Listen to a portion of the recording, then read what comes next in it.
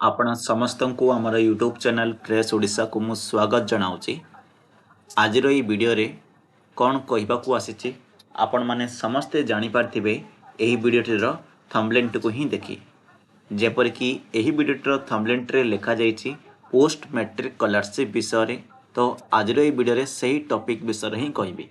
तो चलतु डेरी करवानी स्टार्ट करने पोस्ट मैट्रिक स्कॉलरशिप को नहीं कौन रही अपडेट से विषय रे डिटेल्स रे जाने।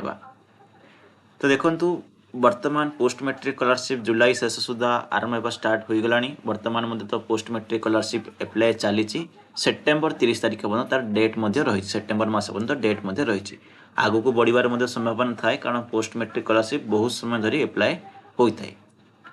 वर्तमान जो मैंने कि रिन्यू कर गोटे प्रॉब्लम वर्तमान आसूची रिन्यू इन सेम कोर्स कला समय गोटे प्रॉब्लम शो होची unable to apply at the course stream and nature of course information are not matching as per institute।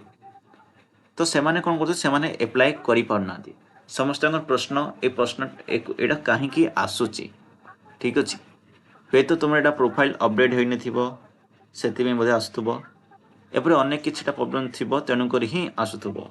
Okay ए तो तुम गोटे थर कॉलेज सहित कंटाक्ट कर कहीं प्रॉब्लम आसुच्ची सल्व हो तो बहुत भल कथा नचे तुम मैंने हेल्पलाइन नंबर रही हेल्पलाइन नंबर सहित गोटे थर कंटाक्ट कर सल्यूशन मिले मुझे तुमको जनईदेवी।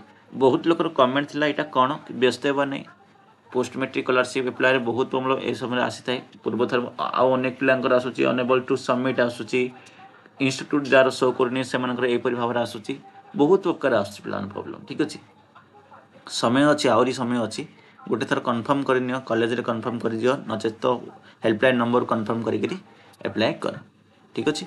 यह था अपडेट जहाँ भी सल्यूशन मिले आम चैनल मिल जाए बहुत शीघ्र मुझे सल्यूशन बाहर कर आनी डिटेल्स मुझे कहि कमेंट थी आपंकर तेणुक गोटे वीडियो बनईदेली। ओके समस्ते चैनल को सब्सक्राइब कर नेक्स्ट वीडियो बहुत शीघ्र आसो।